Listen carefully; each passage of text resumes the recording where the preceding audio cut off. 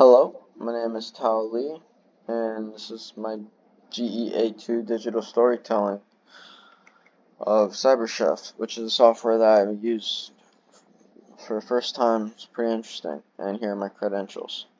And moving on to Cyber Chef, this is what it looks like. And Cyber Chef was first of all created by the United Kingdom's Government Communications Headquarters, known as the GCHQ.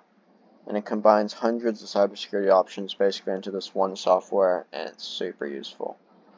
And instead of requiring users to write separate program for every task, CyberChef allows operations to be dragged into a recipe. It can perform tasks involving encoding, encryption, hashes, file formats, network data, and many other forms of analysis.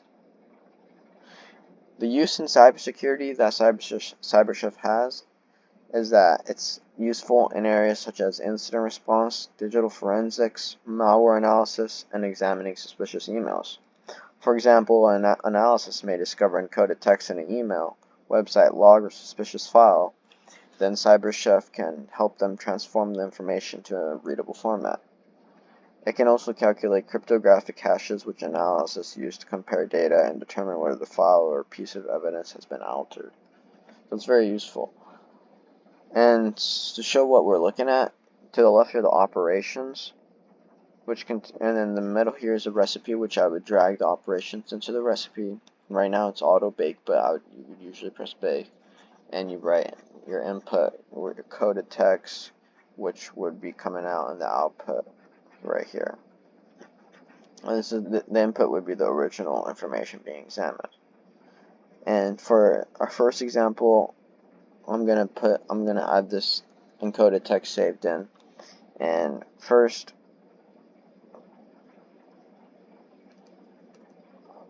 I'll drag this from base 64 into the recipe, and since it's auto bake, it'll automatically. This message was hidden by base 64. And base 64 is an encoding method that represents information using printable characters. And it is important to understand that encoding is not the same as encryption.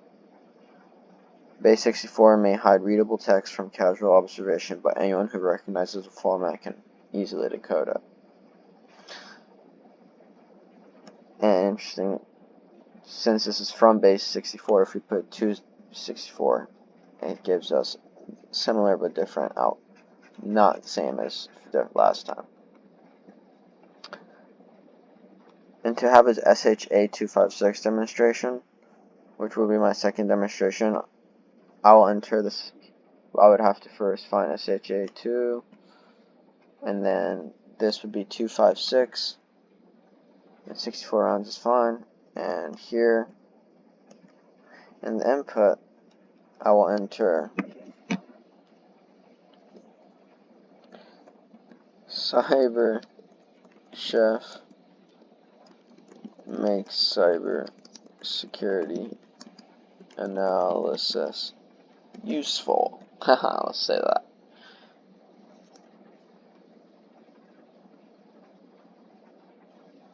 So this output acts as like a digital fingerprint of the information, where analysts can record a file's hash when evidence is collected and calculated again later. If the hash is unchanged, this supports the conclusion that the data has remained unchanged.